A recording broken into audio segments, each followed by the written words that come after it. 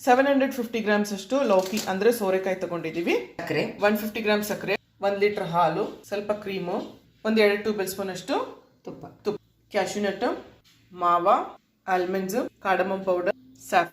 ಇದನ್ನ peel of ಮಾಡೋಣ ಬನ್ನಿ.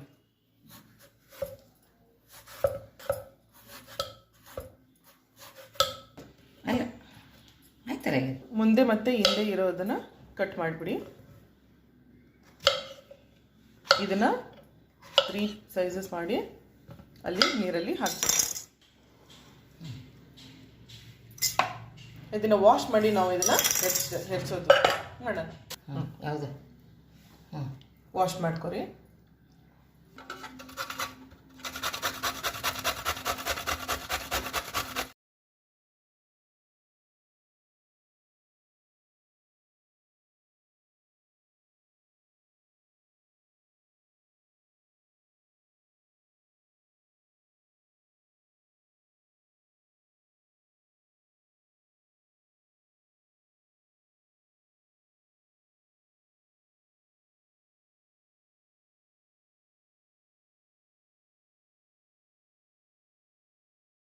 ಡ್ರೈ ಆಗಿದೆ.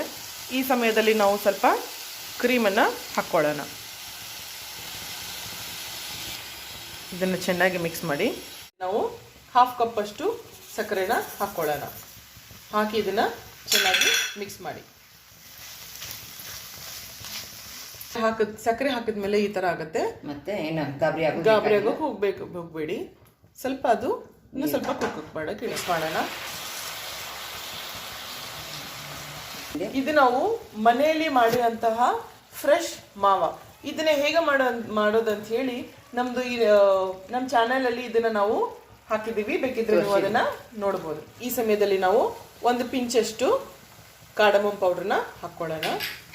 ಸ್ವಲ್ಪ ಡ್ರೈ ಫ್ರೂಟ್ಸನ್ನು ಹಾಕಿ ಮಿಕ್ಸ್ ಮಾಡೋಣ. ಇದಕ್ಕೆ ಏನು ಎಕ್ಸ್ಟ್ರಾ ಕಲರ್ ಹಾಕೋ ಅವಶ್ಯಕತೆ ಇಲ್ಲ ಫ್ರೆಂಡ್ಸ್. ನ್ಯಾಚುರಲ್ ಕಲರೇ ಇದು ತುಂಬ ಚೆನ್ನಾಗಿ ಬಂದಿದೆ. ಬನ್ನಿ ನಾವು ಇವಾಗ ಇದನ್ನ ಪ್ಲೇಟಿಂಗ್ ಮಾಡ್ಕೊಳ್ಳೋಣ.